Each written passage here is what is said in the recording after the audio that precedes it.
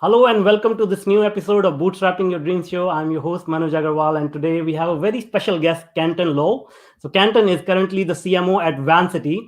Vancity is one of the largest community credit unions in Canada and one of the top rated, with an estimated 27.4 billion in assets, plus assets under administration. Uh, Vancity uses its assets to help improve the financial well-being of its members, while at the same time helping to develop healthy communities that are socially, economically, and environmentally sustainable. Kenton is an hands on senior executive with a record of success driving top and bottom line growth in domestic and global companies, ranging from entrepreneurial ventures to two of the Fortune 50 most admired companies in the world. He specializes in customer experience, brand management, strategic planning, new business market development, sales, marketing alignment, and digital marketing. He has a collaborative leadership style with a focus on building high performance, multidisciplinary teams in multi stakeholder environments. Outside of Vancity, Kenton dedicates time to community organizations, developing next generation of business leaders. He's a director of United Way of the Lower Mainland and previously volunteered as a director for Junior Achievement, the HR Macmillan Space Center, and the Los Angeles Regional Food Bank. He has addressed conferences in Europe, Canada, US, and has taught courses in strategic planning, marketing, customer experience at corporate training programs and universities, including 12 years as an adjunct professor at UBC's Sauder School of Business. Welcome, Kenton. We are so glad to have you. Well, thank you very much, Manuj. It's an honor to be invited to participate in your podcast. You do Awesome. an amazing job with all your Oh, thank podcasts. you so much. Much appreciated. Now, before we dive into the interview, I'd love to know about your journey. You have a fascinating story. So, can we start there? How did you get started, and how was your journey like? Well, my journey actually begins here in Vancouver, where I'm based right now. I was actually born and raised here, and I would say that my journey was probably uh, like influenced by my childhood. And I was thinking about this, and I would say that my childhood was. And this sounds pretty boring. My childhood was basically spent in my backyard, Uh-huh. and basically it my mother would refer to as, okay, he's out in the backyard letting his imagination run wild. And so it to me it was all about like wonder and curiosity. For me, like even something as simple as like a cardboard box in the backyard became like a rocket ship. I And see. so those are the things that were going on. I even recall that I created, even back in those days when I was only 8 or 9 years old, like themed experiences in my backyard. I once had held an entire day where I invited all the kids in the neighborhood to come on over to experience Kenton's theme park, where they Oh, could come over and see like simple things like a magnifying glass and watch how a worm moves. I yeah. had like science experiments sessions, and it was just like a lot of fun having the neighborhood show up and have like a lot of fun. So whether it was after school or like during the summers, I Mhm. spent like a lot of time in my backyard, and I think that that gave me a foundation of this like wonder and curiosity that then has carried through to my entire life. And That's that amazing. journey has continued on, like growing up here in Vancouver, then moving to the United States for school, and then like working in California for 25 years, and now coming full circle back to my hometown. That's amazing. So it seems like you, from early childhood, you had a knack for like new inventions, new discoveries, and also community. Because seems like you were involved in in the neighborhood development of the neighborhood kids, I guess. I guess so. I don't know where all my neighbors are nowadays, but it was fun because I thought, for some reason, I guess even at that young age, I thought, "Man, I'm going to invite all the kids over and I'm going to teach them some science." That's awesome. So, as I mentioned earlier in the intro, like you have had a very fascinating journey. You went from industry to industry. Like most people, they stick around and they just get comfortable in one particular industry. But you, on the other hand, seem to be a risk taker. You go from one industry to another. So, can you share with us what was that experience like? What are the various industries you have worked in, and how did you find that transition? To me, the transitions occurred because I'm interested in a lot of things, and so literally transitioning from industry to industry was actually not that difficult because I had learned early on in my career from some mentors. They said, "Be the very best at something. Whatever you choose to be the best at, just go for it and strive for excellence." And so my foundational skill is marketing. I mean, I've done different things in my career, but marketing is my foundational skill. And so transitioning from industry to industry is because, as I said earlier, I enjoy like learning new things. And by being the very best or one of the very best in my area of expertise, the recruiters, they came and they, like, even if I didn't know what the industry was, he said, we're not the company isn't going to hire you for your industry expertise. You can learn that. What they're hiring you for is your marketing expertise. So then basically the experience of doing that was is exhilarating. It's like it's mind expanding. Yeah. And it's like challenging from both a people standpoint and a work standpoint as well too, because whenever I'm asked to like go to new companies, I'm usually brought in to help take a company to the next level by developing a high performance and engaged team. And so because my whole life has been about making a difference in guiding and mentoring people, I did that by going into all these different organizations and just elevating the capabilities. So that's from like a people standpoint. But from a work standpoint, like any industry will fascinate me. And when I go to a new industry, I go all in. So, I started early in my career in like the food industry. And to really become immersed in the food industry, I took an entire 1-year program to earn like a professional chef's certificate. Wow. Basically, because that would help me better understand how to develop food and food experiences. When then I moved into like the entertainment industry, I read every book I could and went out there and visited every type of entertainment experience I could like find so that I would better understand how to develop amazing entertainment experiences. And just before I came to Vancity, I worked for Matrix, which is North America's largest molding and millwork company. I'd never worked in the world of interior doors and moldings before, but to better understand that, I took an interior design course because I wanted to learn how to create beautiful interior spaces. So I've jumped from different industries because of interest but because recruiters put these on my radar screen, and I thought, wow, these are pretty cool. So it's been fun. Wow, that's amazing. So it seems like you have this innate curiosity that you really want to understand the world around you, no matter what field it is in, and you couple that with your foundational knowledge of your core skill, which is marketing. Yes, like I look at my life as like a toolkit that where you immerse different skills to fill your toolkit. And to me, in life, the toolkit is never complete because there's always an opportunity to learn new things. And when I go into new industries, new companies, new organizations, I can pretty much open up the toolkit and pull things out that will either directly help me to be able to solve problems or identify opportunities, or I can take what's in the toolkit and triangulate a great solution. So yes, no, I just find that fascinating. That's amazing. It seems like that's an unfair advantage you have as you move from industry to industry. I mean, I'm saying that because I have had similar experiences. Like, a lot of times when you go into different industries, you can pick up solutions from other industries and implement it in a new industry, right? Yeah, and I think about a number of companies that I've been at, and like the CEO would say, "I didn't hire you for the industry experience. I hired you because of the other industries that you've worked in."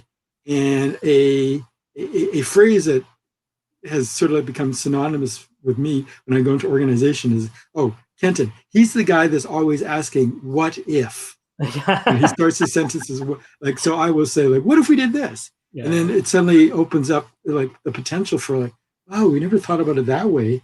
That like you're borrowing an idea from that industry and Yeah. applying it to this industry. Wow, that's refreshing. That's So, great. Now let's talk about your time at UBC. So how did that come about? oh, great question. That came about that when I moved back to Vancouver from California, Mhm. I just wanted to start connecting with people.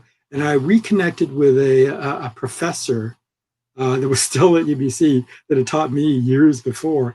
And he said, oh, yeah, come out for lunch. So I went out for lunch. And as we were sitting there, he said, hey, you know what? Why don't you consider teaching a course here at the solder school? Because he knew that I had some experience doing some guest lecturing at the University of California in both UCLA and also UC Santa Barbara, that I had guest lectured or else he taught a couple of courses. And so he said, I said, what course is it? And he goes, customer experience. And he said, your background from Disney would be like ideal. So he said, I'm going to give you all the course material and you can like keep, modify, do whatever you want with it. And so that's how I got started. I started teaching a whole service management customer experience course at UBC and did that for like 12 years. That's great. So here I want to ask you. Typically in our modern education system, they always recommend you focus on one thing. Just be, as you said, like just be the best at one thing. But they are also encourage people to just stick to one industry or one topic or whatever. So did you find your worldview at contrast with the young minds that you were interacting with?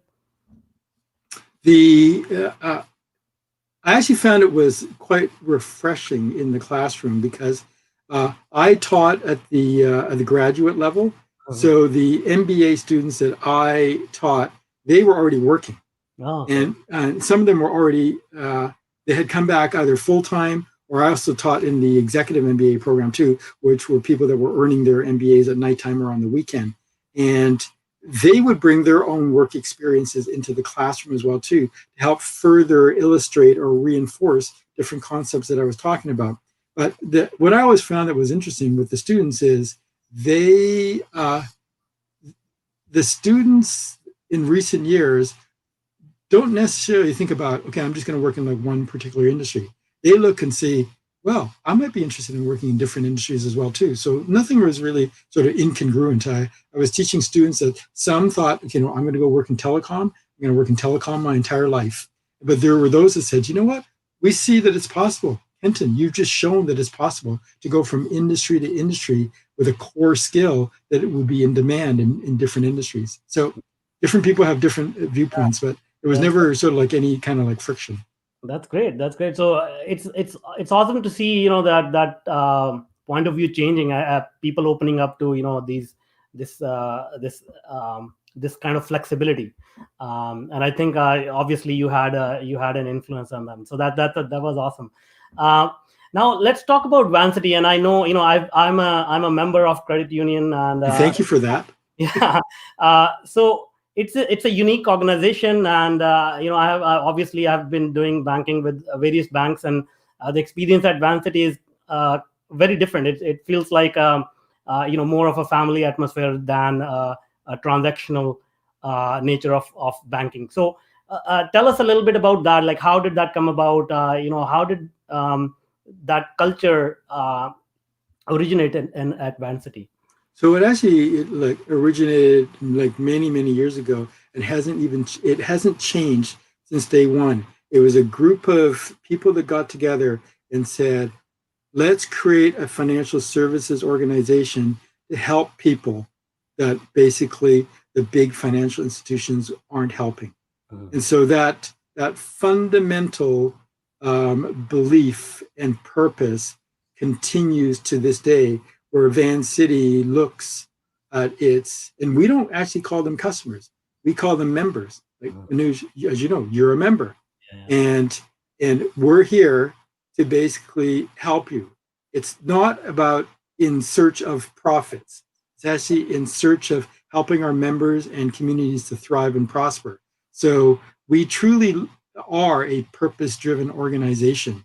So we take certainly we make money. So we take the money that we make, but it's in service of helping our members and their communities to grow and or thrive and prosper over time. And we don't focus on just financial well-being. We focus on social well-being. We focus on environmental well-being as well too, because for us, we put our members at the center of everything we do. And to us, it's all about people and planet. You know, we are here to make a difference. So that's what I think differentiates Vancity from other financial institutions, is that certainly we have the community focus, but we are truly driven by purpose.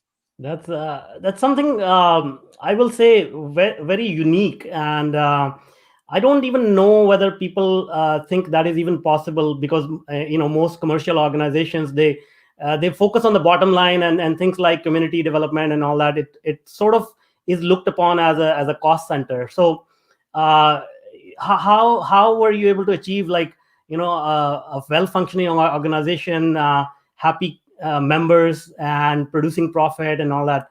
How did that come about? That's fascinating. Well, the answer is it's doable. Like a lot of organizations don't think that that's doable. That the purpose is to generate profit. No, like we look and say, no, profits are the outcome of pursuing a noble purpose here. And so it's nothing I invented. It's just it's something that Vancity and other organizations do it as well too, where they look and say, what is the purpose? So when people are thinking about the organizations they currently work in, or the companies they currently work in, is like, what is the purpose? What difference are we trying to make here in the lives of our customers? And so it's not difficult. When you're focused on that, you generate more members. So Vancity's membership grows every year. So the more people that we bring in, then ultimately the more profit that we generate that we can apply to create impact. So it works. It works. Yeah. And if all the other financial institutions did the same thing, then we would all be helping to change the world much faster. Right. You're absolutely right. Yeah. I mean, there are many other organizations which function like this, but particularly in the financial sector, it's like, it's all about money. But it's a unique organization, Vancity, for sure. And I want to ask you, because in our previous conversation, you mentioned something which was again very surprising to me. Some of the actions that you took during the pandemic to give some relief or help your members out. So can you tell us a little bit about that? So during as COVID-19 started to overtake the world, we looked and said, how can we help our members? Like, so out there, you saw a bunch of TV commercials and advertising. Companies are saying, we're here for you. And you think, okay, an automotive company, or they're here for or we're in this together. Yeah. At Vancity, we said, okay, that's already a given. We're here to help our members. Yeah. Now let's come up with solutions, because we have to help our members navigate this pandemic. And just being a shoulder to turn to, but just saying, we're here to help. Let's show them. So we waived fees, we deferred loans, and we were the first and the only financial institution that said, credit card interest rates were pretty high. They're like, 18, 19%. Like others were kind of taking it down to like 11%. We said, let's take it to zero. That's like unheard of. We took it to zero because we felt during this time in need, our members could use that, to help them, because many have to make ends meet, and paying your credit card interest rate is a drain. And so let's just stop that. Yeah. But that's because Vancity is driven by what's the right thing to do. The right thing to do is to help our members. And what has driven that thinking of Vancity is that back in the financial crisis of 2008, 2009, the financial institutions were all hurting. What helped them, in addition to government, what helped them was consumers. Consumers are helping the big banks by taking out loans and getting the big banks or financial institutions back on their feet. So consumers were there for the financial institutions back during the financial crisis. This time around, it's the other way around. So it's now our turn as financial institutions to be helping the consumers who helped us back during the financial crisis. That's our mindset at Vancity. Yeah, that's huge. Like I've never ever heard of any financial institution even thinking about taking their credit card interest rate to zero. It's just amazing. So carrying on that, like we have a lot of entrepreneurs in the audience, and a lot of people start looking to start their own businesses. How will you recommend they think about adopting this kind of thinking about rather than focusing on the bottom line? How can they incorporate this sentiment of service and helping their customer base or client base? Well, it begins with the purpose. So what is the purpose as an organization that you, like as an entrepreneur, that you, like, where are you going to make a difference? And so as entrepreneurs think through, they really need to think through not just, okay, how much money can we make here? But are we going to make a difference in the world by doing blank, whatever they choose to? And when they think about it from the customer perspective, it drives a different set of actions, a different set of decisions that ultimately become more sustainable over the long term. So begin with purpose. That's like so. Once again, I'll go a little bit deeper into this, because the more entrepreneurs I talk to, the more this notion of the purpose is to make money comes up. Because this notion of business is only meant to make more money is prevalent in society, and it's resonating more and more. So especially right now when things are chaotic, we have never faced a crisis like this, and we don't even know like what is going to happen in the next few months, few years. So are you saying that focusing on purpose actually works out better, even economically in the long run? Yes, it does. And right now during COVID-19, I would also recommend focus on your customers, because right now customers are also not in a good situation as well too. But if you're there to serve your customers and help them navigate the pandemic, when we get to the other side, your customers are going to remember that. You're going to remember the solutions that you provided to help them out. And what that leads to is like increased satisfaction. And what that leads to is actually word of mouth. Word of mouth is one of the most powerful tools out there to generate growth for any organization. So for those companies that are like in business right now, work at taking care of your customers. That's great. And so now let's, you are just such a senior marketing professional. So I'd love to dive a little bit deeper into your mind and see, okay, how do we understand our customer? How do we, figure out what is going to help them? Because that's another area, like, even if somebody's, an entrepreneur is ready to go that extra mile, they get stuck on the next step. Okay, how do I even do this? What are the mechanics of this? So can you share some thoughts around that? Sure. To me, it begins with like research and insights. You got to understand your customers. And by understanding your customers, it actually is understanding like their needs and their aspirations. And when I say aspirations, it's like, what do they really want? Because there's a difference between needs and wants. And when you really peel it back to understand those dimensions of your customer base, then you can be more successful and also differentiated long term. So here's an example. Like customers might say, let's say you're in the travel industry. Customers might say, I need a vacation. So they're telling you the need right now. So you can look and say, okay, we can help them create vacations. Like we'll offer vacation packages to go here, there, and all that kind of stuff. So that's understanding their need. Their basic need is, I need a vacation. But then if you peel it back and say, what do they really want? Further research will reveal more the emotional benefits that are being sought here. Yeah. So yeah, you need a vacation. Okay, that's very functional. very rational, but emotionally, what do they want? So they might say, okay, I want to have time with my family. I want to like relax. I need to de-stress. So all those things are really important to like understand. So then you can fine tune your offer. And that's the critical part, is going beyond the rational or the functional needs to the emotional needs. And so, for example, when you think about vacations, like the ultimate that many might get to in their research is, I need a vacation.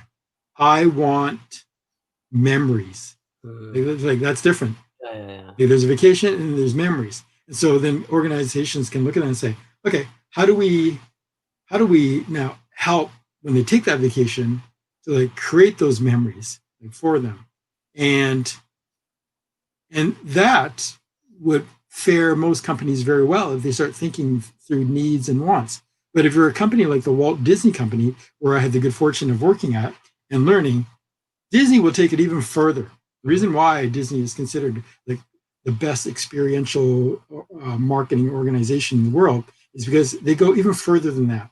They don't stop at just, okay, people need a vacation. They want memories. Disney will keep peeling it back, and they truly get to it where it's, I need a vacation.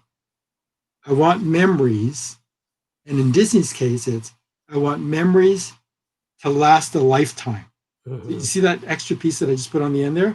Yeah. That suddenly just makes it like, wow. It's not just memories. It's memories to last a lifetime. So to apply that to like your own businesses for the listeners, is think about the needs, dive in deep to think about what do they truly want. But when you think you have it, just keep pushing it, because eventually you'll figure out what your equivalent of memories to last a lifetime is going to be. Yeah. That's great. Awesome. It seems like, you really need to get in touch with your human side, the empathetic side, to be able to understand that. Yeah. Oh yeah, absolutely. Like many companies don't, like, they stop short of that. At the end of the day, customers are human. Yeah. Human beings have emotions. So you can't appeal just to the head. You have to appeal to the heart as well too.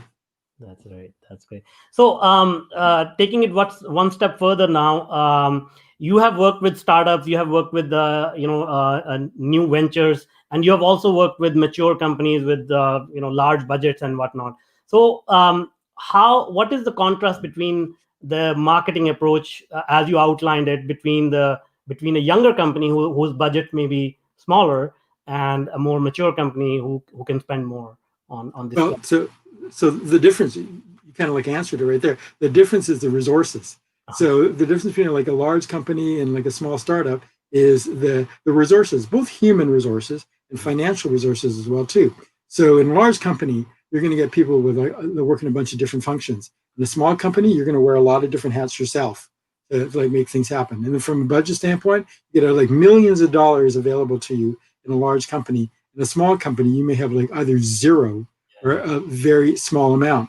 So the key is when you move, if you're like moving into a small company, is finding that balance.